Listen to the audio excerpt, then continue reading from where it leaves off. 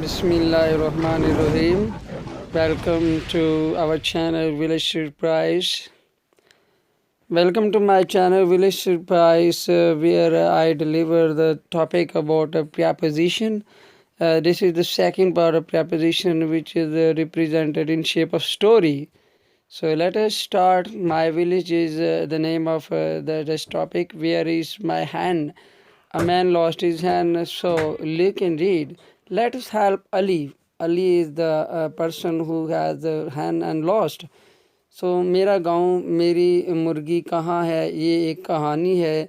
इसमें आपने देखना है और बच्चों मदद करनी है अली की कि उसकी मुर्गी कहाँ है. So let us start.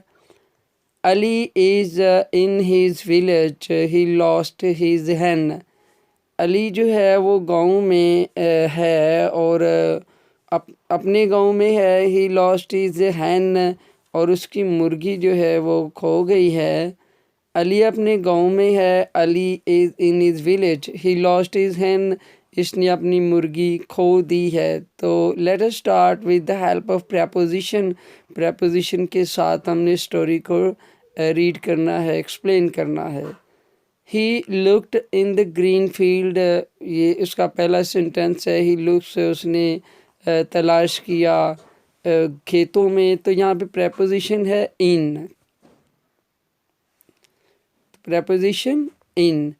सो इसने सरसब्ज खेतों में तलाश की. तो सबसे पहले वो खेतों में तलाश करता है. ग्रीन, ग्रीन आपको पता है सब्ज को कहते हैं, फील्ड खेत को. तो तलाश लुक, तो उसने सरसब्ज खेतों में तलाश की. तो सेकंड देखते हैं वो कहाँ पे तलाश करता है. He looked near the tubewell. उसने ट्यूबवेल जो है उसके करीब मुर्गी को ढूंढा. तो question is that what is the preposition in this sentence. So the preposition is very clear. Near is the preposition. Near जो है वो आपकी प्रेपोजिशन है जो आपने सेंटेंस में यूज़ किया. और इस सेंटेंस की जो ट्रांसलेशन है वो क्या है. इसने ट्यूबवेल के करीब तलाश की. सो सेकंड जो उसकी अटैम्प्ट है, सेकंड ट्राई उसने की है कि उसने ट्यूबवेल के नियर पास जाके उसको हैन को लुक किया है. तो सेकंड इज द इसने ट्यूबवेल के करीब तलाश की. देखते हैं थर्ड वो क्या प्रेपोजिशन यूज़ करता है.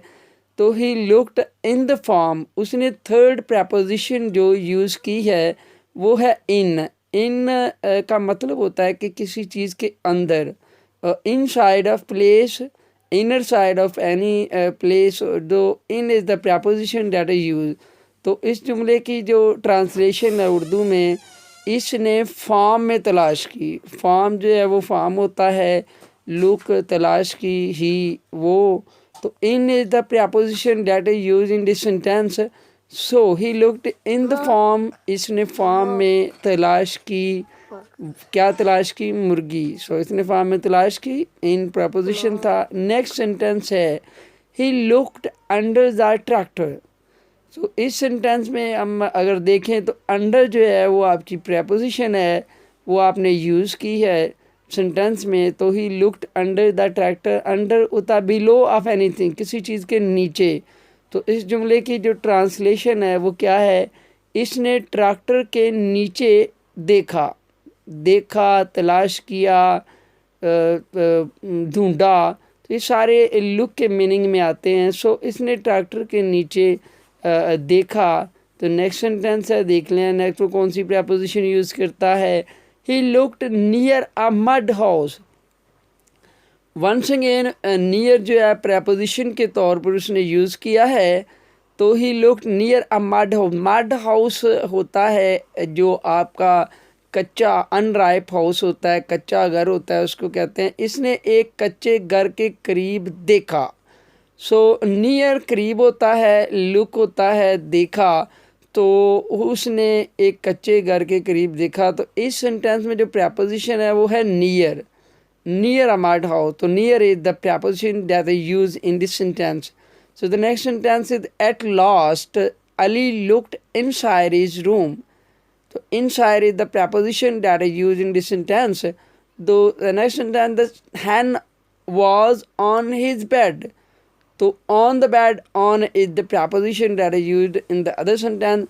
So आखिरकार अली ने अपने कमरे के अंदर, इन साइड, अंदर देखा, मुर्गी इसके बेड पर थी. पर जो है वो ऑन की ट्रांसलेशन है. So on is the preposition. So these all sentences clear about the preposition, the use of preposition in a story. So please like, share and subscribe our channel Village Surprise, so that you will aware about our new lecture that is delivered on my channel. So let enjoy.